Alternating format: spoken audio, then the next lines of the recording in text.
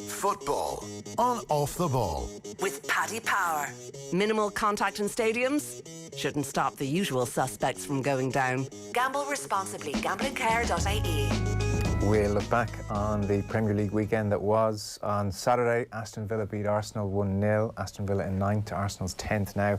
United drew 3-3 at Old Trafford against Everton on Sunday. Spurs got a win, Chelsea got a win, and of course Man City got a win as well.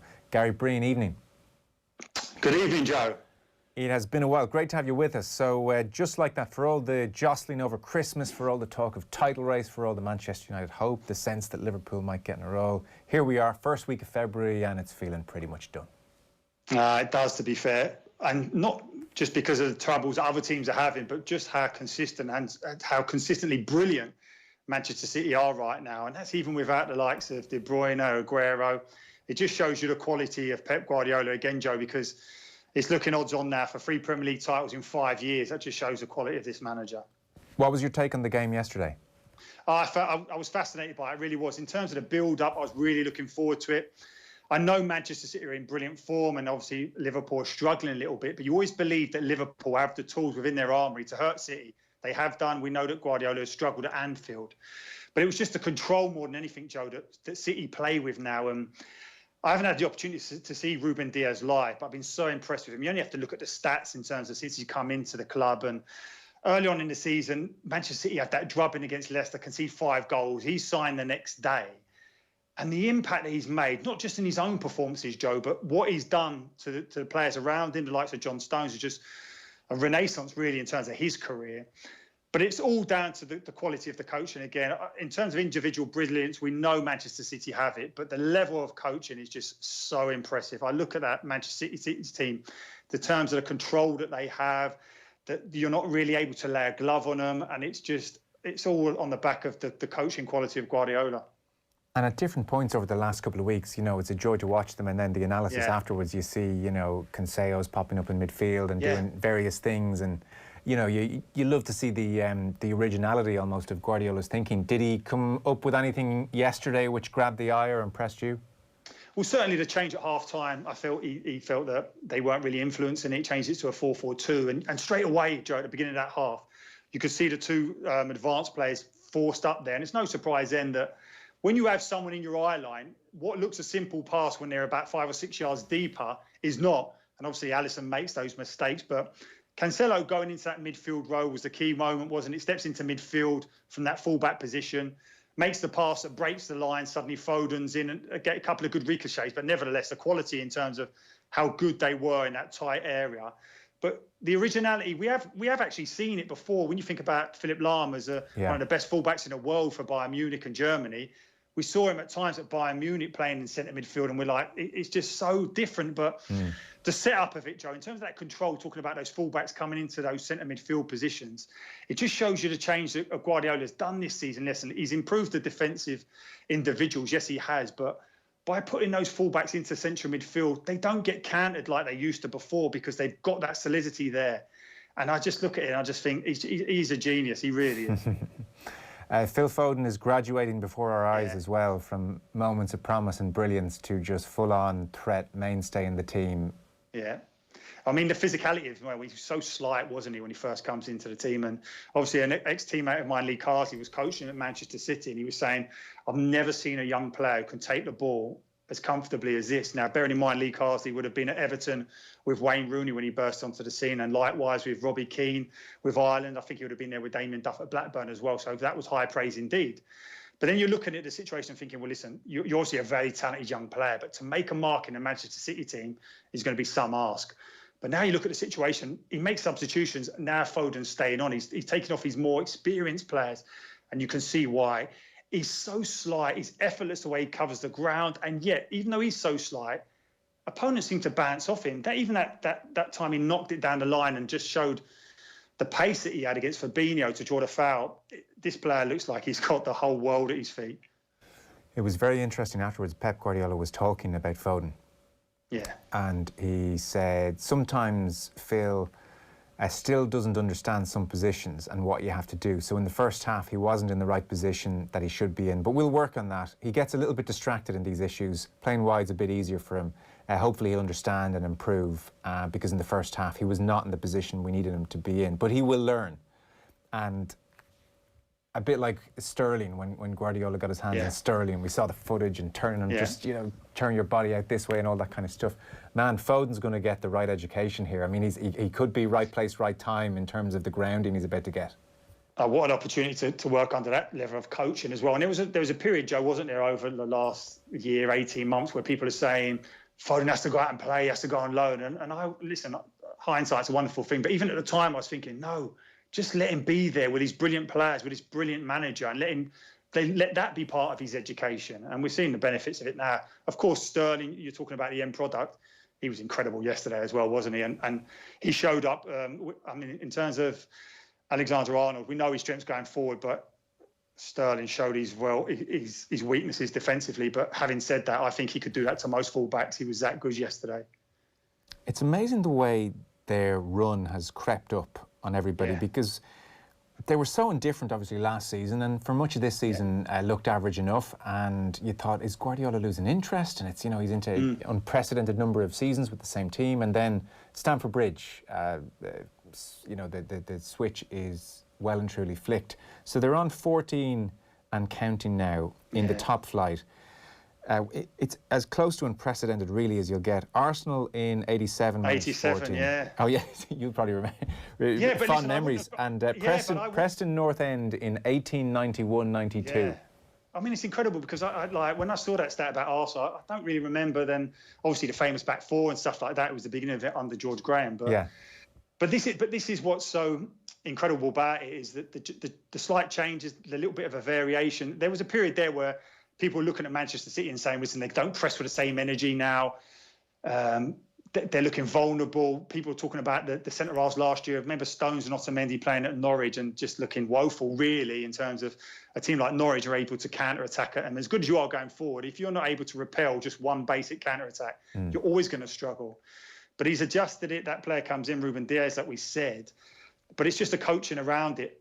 Manchester City are not pressing like they did last year, or even in any of the seasons now under Pep Guardiola. Their pressing stats are actually the lowest they have been for 4 seasons. So it's as if they're sitting back and saying, well, listen, we've got this solidity about us. We'll let you come on to us, and then we'll hit you with our quality after that. And it just shows you that even though Pep Guardiola is a genius, he's not one for resting on his laurels. I don't think Jurgen Klopps is either. I think every season Liverpool have evolved slightly, and certainly Manchester City have as well. And the problems that maybe people are aiming at Liverpool is the fact that Jurgen Klopp felt he had to address that lack of creativity in midfield. Thiago comes in now, and that dynamic now is just slightly changed by a midfielder who wants to hold the ball and looks to break in terms of possession-based football, as opposed to the 3 before last year, who were just looking to get that ball forward as quickly as possible to that incredible front 3.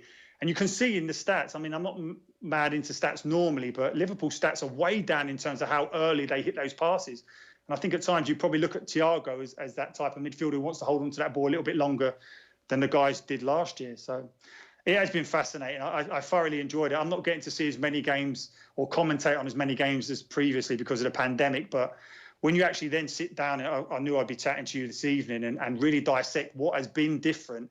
I've loved it. I really have. And I'm looking at Manchester City now because everyone talks about defensive numbers, and it's great, but they're not a defensive team. And I think about that great Arsenal back 4, and certainly I think about the Milan team with Franco Baresi, how great they were defensively, and also in Premier League era, maybe that United team who went 11 or 12 games without conceding a goal, Van der Sar in goal, Rio and Vidic at centre-half. And it's that level of control. That's what I love more than anything, and probably why I wasn't that excited about, say, even for the national team with Ireland and Martin O'Neill. We were getting loads of clean sheets, weren't we? But never felt we were in control of the situation in the way that these defensive masterclasses we're seeing now. And I don't know, I was kind of looking at it and thinking, I don't know why I gravitate towards that a bit. I probably do even in, say, for example, Mayweather as a boxer, a brilliant boxer, but you just can't hit him. He's defensively so good that you just can't hit him. And that's the type of thing that I look at and think, wow, you've just got to be such elite level to be able to control situations the way even, say, the Dubs team do in terms of winning all the All-Irelands they have. I mean, it was a horrible feeling, but they go down a man against Kerry in the final couple of these seasons ago, and I'm thinking, well, Kerry going to win it now. And that brilliant Dublin team just controlled the game from that moment after Cooper gets sent off. And it's just those type of things that I just look at it and think, I'm just in awe of it. I know it probably sounds a bit boring, but I love it. No. You're making my head spin. Gary Breen on All Sports. This is beautiful. Keep it coming. No, listen, I'm no expert on that, but you do gravitate towards it. You just do, in terms of people in total control of their kind of environment.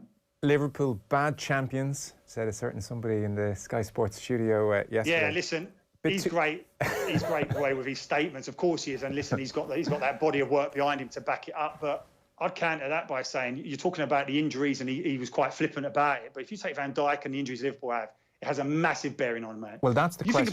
That's the question I wanted to ask you. So Van Dijk, say, returns and they regroup for next season. Is that them, do you suspect, City off the back of a bad season themselves into this season? If Van Dijk comes back and they reset and regroup over the summer, do you suspect that's Liverpool ready to more than challenge again next season? Or are we starting to worry Klopp has a bigger job in his hands?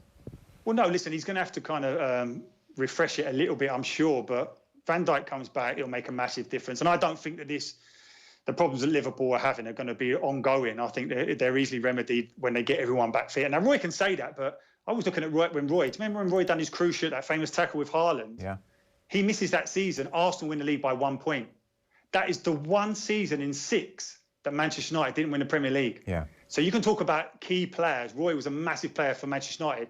They weren't a one-man team, but when you take someone out who's as influential as Roy, as Van Dijk is, and as Laporte was injured for Manchester City last season, it does have an impact. He feels there's a bit too much moaning. Actually, sorry, that reminds me. Here's a clip. Here's Jurgen Klopp, and this was Israeli radio. So, look, I get it's probably a pain when you're a manager because you have to do a line of global media at this stage, and you'll hear him talking about 2 questions. The rule is, it's all very strict and it's all contractual. This particular person gets 2 questions and 2 questions only. And look, have a listen. Klopp is in no mood. City have got a game in hand. It's obviously 10 points gap now. Can you see any scenario of catching up with them, or is it just for Liverpool now fighting for the top 4? I really think you should prepare your job a little bit better, to be honest. Just how can you ask after they're 13 points away, in my understanding? And this question about becoming champion, do you really think that's the appropriate question in the moment? You have only 2 questions and you waste one for that. No, your fault. The second one was about possibly fighting for the top 4. You had only 2 questions. So is it mainly about the top 4? You had only 2 questions. The second one was you wasted it. No, I think they're runaway. Yeah. My second part of the question was about if you think now it's mainly about focus on the top 4 for Liverpool after tonight's performance. That was the second. Yeah, that's obvious. We try to do that. Okay, thank you, Major. Thanks, guys. Look, Jeff Shreves, Des Kelly, they can get into a tussle with him. That just felt a little bit lacking in grace. Well, it's difficult. The emotions are so high. We've seen, managers, don't really respond to it. And it is difficult because even as a player, sometimes you have to come out and talk. And it's the last thing you want to do. You haven't got a clear head as such. You're still emotional. I'm not surprised. It's not the first time we've seen him react not particularly well. Are they moaning too much? I mean, that was Keane's big charge yesterday. Too much moaning coming out of Liverpool. I think at times it would frustrate me a little bit, Klopp, in terms of coming over to the Premier League. That he keep going on about the fact of this winter break. He wanted it. They had it in the Bundesliga. Couldn't understand why in the Premier League you play more games. So he was moaning about that a lot, and that frustrates me. But in terms of moaning about the injuries, I think it's just a statement of fact. They've got big injuries and they're impacting. It's as simple as that. Listen, Roy's Manchester United legend, isn't he? And he's never going to miss an opportunity to leave one on Liverpool, is he? Well, I don't think he's forgotten Jurgen Klopp calling him out on Sky Sports national television a few months ago. Oh, no doubt. He doesn't. I'm sure he doesn't let things like that go too easily, Roy. Yeah, there's a black book somewhere and Klopp's name went into it. What was I saying to you? Yes, Alisson, his mistake. Well, both mistakes. I mean, okay, there's the second one. The first one, it was like he lost his composure for about 30 seconds. He had a few chances to regain himself. That was hard to fathom. Yeah, it was weird. It was strange, bearing in mind how comfortable he is on the ball. He's been doing it recently, and I don't know whether or not he feels he has to play a bigger role because Van Dijk isn't there. I don't know, but it was not like him. We could hear the commentary. Jamie Carragher was like crying, wasn't it? At one stage, the groan comes up when he was trying to do a drag back. Yeah. And I think with his experience, Norman, if you make a mistake like that, don't chase after it. Just, regroup, not get rid of the ball, but play a simple pass and play your way back in. Yeah. But then he tries another couple of difficult ones and suddenly the game's over. It'd be interesting to see how Liverpool approach the rest of the season now. Listen, it's a massive challenge for him. And Klopp, obviously, you're going from being defending the champions and trying to defend your title, but only Guardiola's done it in the last 12 seasons. It is a very difficult thing to do. I don't know why that's the case, bearing in mind how good a team Liverpool are. But yeah, they definitely have a challenge now for that top four. They really do. And they have some difficult games coming up. Obviously, Leicester away. Then they've got the Champions League game now that's in Budapest, and Everton as well. So there's some tough games. And I think there's a few teams behind them now in some real good form. Did you catch the game at Old Trafford on Saturday? I saw the goals. I think just listening to the reports, I think United were quite comfortable at one stage. Yeah. Everton showed a lot of character to stay in it as such, but to concede a goal so late on there'll be question marks against you. Of course they will. And certainly what I have noticed, Joe, in the last couple of weeks is Solskjaer now saying, listen, we're not title challengers. And you're thinking, well, why aren't you? This is a season where you've got a massive opportunity. At the halfway stage last week, the points total was down 25%. Now, if you want to bridge the gap in terms of how unbelievably consistent City and Liverpool have been over the last 3 years, this was your opportunity. And to talk it down now doesn't seem like the Manchester United way. No, and they were the only team really with virtually a clean injury list. I mean, it was everybody ready to go. He could move the squad around, and it seemed. And the quality of the players, Joe. When you've got someone like Bruno Fernandes, who's just absolutely changed that team. Yeah. Incredibly, and you think the money invested in the defence, and they've got really good players on their day, and it's just the consistency. And at a time when everyone else is struggling for consistency, I'm not convinced he's in the background or certainly in the changing room saying to these players, "You can't win it." I don't believe that for one moment. I'm sure he thinks they can, but it was a strange comment to come out with. Gary Neville afterwards, he was making the point he thought it was one of United's better performances, and he's come away from games over the last month or two where they have won and nicked a goal, and he's thought, well, the performance wasn't very good. He was saying weirdly on Saturday it was a good performance, but the result obviously wasn't good. De Gea has to come up again in conversation for that third goal, that Dominic Calvert-Lewin one, certainly in studio afterwards as well on Sky. Jamie Redknapp was pointing the finger massively at De Gea, and he was just saying, like, a goalkeeper there, when Calvert-Lewin takes that touch, he has to expect to be smashed by goalkeeper taking ball and man. And, I mean, you don't want to be too harsh, but De Gea came out in almost a I don't want to get hurt kind of a way here. Yeah. Well, certainly when you think about probably the one keeper that comes into mind is Schmeichel flying out and that big starfish making himself as big as possible. And you do see goalkeepers doing that. And I'm not sure De Gea has ever enjoyed the kind of physical challenge of the Premier League. He's obviously been a brilliant goalkeeper, but yeah, there's no doubt in terms of the mistakes that he's made over the last 18 months. And then you add that one to it again. He's certainly not at the level that he was before. And of course, Henderson at 23 is itching to play. In terms of his performances for Sheffield United in the Premier League last year, they were very good. But being a goalkeeper for Manchester United is a completely another level. Yeah. Dare I ask you about Arsenal before we go? Yeah, no, listen, in terms of Arteta going in there, you're thinking, OK, yeah, and it's looking good. But that's 10 losses now, Joe, already. That's just too many. And you're looking at the scenario and thinking, Partey's injured again. And he's a big miss when he's not in that central midfield area. There are some real green shoots to look at in terms of Smith Rowe in that 10 position, Martinelli, Saka, Kieran Tierney. Kieran Tierney, he's the type of player that you're just so proud he plays your team, aren't you? He's just one of those players. He's probably like the way we are with Seamus Coleman for Ireland. You're just delighted that he plays for you, because in terms of how he conducts himself, not just in terms of how good he is on the pitch, but just rolls his sleeves up, doesn't he? So there are some, obviously, pluses, but still that level of inconsistency is a concern. And what would the sense of Arteta be amongst Arsenal fans, in so much as you can kind of deduce that as one yourself? Yeah, I think in terms of being around my mates growing up and all that, obviously still, I'm not going to the games now, but still massive Arsenal fans. He'll have that bit of time longer as a player. They can obviously see his qualities. There's some who still think, listen, in your first managerial job, you get the Arsenal job. I mean, and this is not one for continuity. This is a massive rebuild at Arsenal in terms of clearing the decks with serial failures, really. At Arsenal, so many of those players, he's slowly but surely doing that. And that's not to say they weren't good players, but they're just not at a standard associated with Arsenal, certainly if Arsenal want to be challenging at the top of the Premier League. So it's a massive job. They're not going to have the financial muscle to kind of like buy their way out of it. So he's going to have to develop players, these young players coming through. And I have no doubt he's a very good coach. I have no doubt about that. But you have to win games. Yeah. And are they losing them in any particular way that's becoming a bit of a trend, or is it just all different ways? Well, initially, in terms of their ill-disciplined players getting sent off, and then you're thinking about, I don't know, at centre-back, David Luiz, who on his day as a footballer is fantastic. He's got all the attributes. But there'll be moments where someone just drifts off his shoulder and scores a goal. Certainly that Southampton game, I felt that Southampton could have scored a number of goals on crosses. Arsenal kind of get away with it, win the game. But I don't know, there's just a worry. I just look at that scenario and think there's still a lot of work to be done there.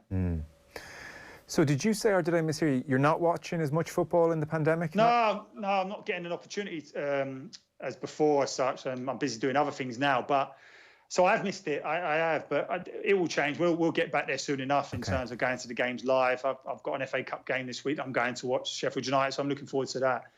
But it's nice sometimes because you take a little step away, kind of rethink a bit, and then you come back and see these teams and see the development. There's some real noticeable differences, certainly, as we talked about earlier about Manchester City. Yeah. And I thoroughly enjoyed watching them this weekend. Okay, I wasn't sure if you were almost saying that you'd not quite fallen out of love with it, but just almost lost interest. No, not at all. No, it's not more at all. The just work. The pandemic, the pandemic. Can't get over to Ireland as much, or certainly get to the games as much as I used to. Okay, very good. Well, listen, lovely to have you on again. Gary Breen, thanks a million.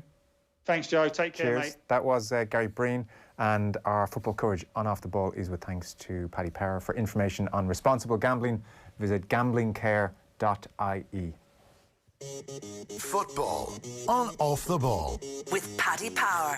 New normal, same old football. Paddy Power. Gamble responsibly. Gamblingcare.ie.